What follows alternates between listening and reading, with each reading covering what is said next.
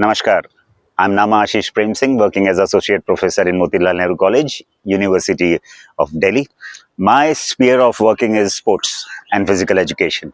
So most of the videos that I'm making is for the students, those who are interested in working in sports. तो और वो सारे बच्चे जिन लोग को स्पोर्ट्स में काम करना है उनके पास बहुत सारे वर्टिकल हैं जिसमें वो काम कर सकते हैं।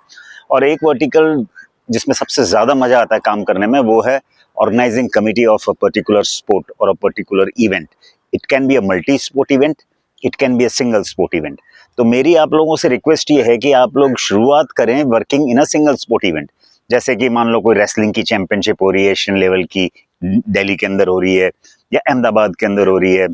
इसी तरीके से आप बैडमिंटन चैंपियनशिप आ रही है सितंबर के अंदर, वर्ल्ड कप है, सबसे बड़ा इवेंट बैडमिंटन का, टॉप क्लास प्लेयर्स आएंगे ऑल ओवर द वर्ल्ड के, इंदिरा गांधी स्टेडियम में हो रही है, हमें वेन्यू भी पता है।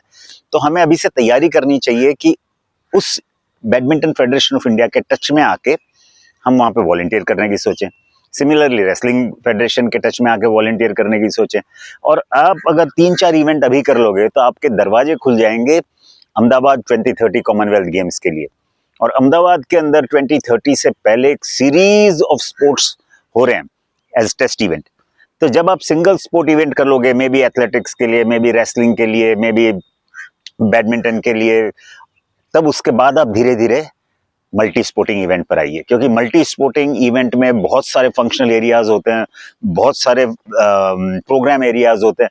फंक्शनल एरियाज एक्रेडिटेशन होता है, एकोमोडेशन होता है, ट्रांसपोर्टेशन होता है, केटरिंग होता है, टेक्नोलॉजी होता है, वेन्यू ऑपरेशंस होते हैं, मेडिकल एंड डोपिंग होता है, स्पोर्ट्स स्पेसिफिक टेक्नोलॉजी होती है, उसके अलावा स्पोर्ट्स फंक्शनल एरिया एक अलग सेपरेट से होता है। तो इस तरीके से ट्रांसपोर्टेशन बहुत इंपॉर्टेंट फंक्शनल एरिया है। तो जब आप मल्टी स्पोर्ट इवेंट में जाएंगे तो आपके पास अगर सफिशिएंट एक्सपीरियंस है काम करने का सिंगल स्पोर्ट इवेंट में, तो मल्टी स्पोर्ट इवेंट आपके लिए ईजी हो जाएंगे और हाईली पेड। अगर आप स्पोर्ट्स की दुनिया में ऑर्गेनाइजिंग कमेटी में काम करते हो तो आपकी पेमेंट बहुत अच्छी है। फिर उसके बाद धीरे धीरे आप एक बार इंडिया में काम कर लिया, फिर आप बाहर जा सकते हो। जैसे मोतीलाल नेहरू कॉलेज के बच्चे लोग सिंगापुर नेशनल गेम करने गए थे एज वॉलंटियर, उसी तरीके से आप अभी नगोया एशियन गेम्स हो रहे हैं जापान में, वहाँ जा सकते हो।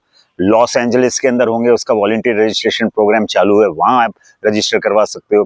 तो इस तरीके से आप लोगों को ध्यान में रखना है कि कहाँ कहाँ कौन कौन से इवेंट हो रहे हैं और उसकी तैयारी अभी से करनी है, ताकि आप जाके पहले वॉलंटियर की तरह काम कर सको इन अ सिंगल स्पोर्ट, उसके बाद in a multi sport event आइए और उसके बाद धीरे धीरे अपना career as a project manager या project officer, director, sports event manager आप इसमें भी बना सकते हैं। नेक्स्ट वीडियो के अंदर अपन ये देखेंगे कि स्पोर्ट्स ऑर्गेनाइजिंग या स्पोर्ट्स इवेंट के कौन कौन से कोर्सेज होते हैं ऑल ओवर द वर्ल्ड।